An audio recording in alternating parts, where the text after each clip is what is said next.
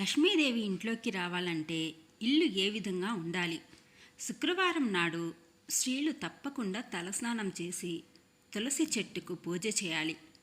ధూపదీప నైవేద్యాలతో అమ్మవారిని ప్రార్థించాలి.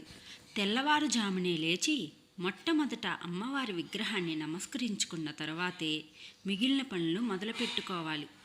అదేవిధంగా ఇంటి గడపకు పసుపు మరియు కుంకుమలతో అలంకరణ చేయాలి.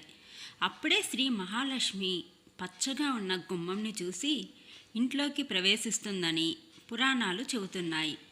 ఇక శుక్రవారం నాడు ఇంట్లో ఎటువంటి కలతలు ఉండకుండా చూడాలి. ప్రధానంగా స్త్రీలు కంటి తెడ పెట్టకూడదు. ఇది చాలా అదృష్టం.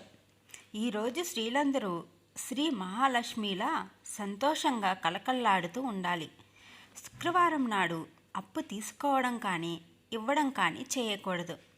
ఇక శుక్రవారం రోజు ఈశాన్య మూలల్లో చీపుర్ని ఉంచరాదు.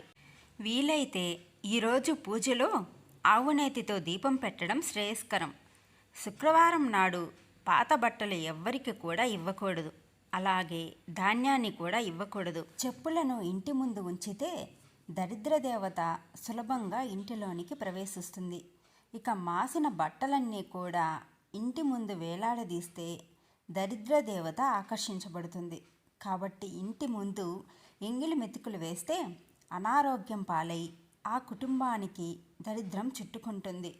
ఇక సూర్యోదయం సమయంలో స్నానం చేయకుండా పళ్ళు తోమకుండా సూర్య భగవానుని చూస్తే దరిద్ర దేవత ఇంటిలోనికి చేరుతుంది. ఇంటి వాకిట్లో బిల్వ వృక్షం ఉంచితే సకల ఆయురారోగ్య ఐశ్వర్యాలను కలిగిస్తుంది. ఇక ఇంటి ఇల్లాలు గుమ్మానికి పసుపు రాయకుండా ఉంచితే దరిద్ర దేవత తిష్ట వేసుకొని కూర్చుంటుంది. ఇంటి వాకిట్లో తుప్పు పట్టిన వస్తువులు ఉంచితే అప్పుల పాలయ్యి ఎంత మహాదరిద్రం చుట్టుకుంటుంది. ఇక ఇంటి వాకిట్లో గుమ్మడికాయ నిమ్మకాయలను వేలాడదీసినా నరదృష్టి దుష్టశక్తుల ప్రభావం పూర్తిగా తొలగిపోతుంది.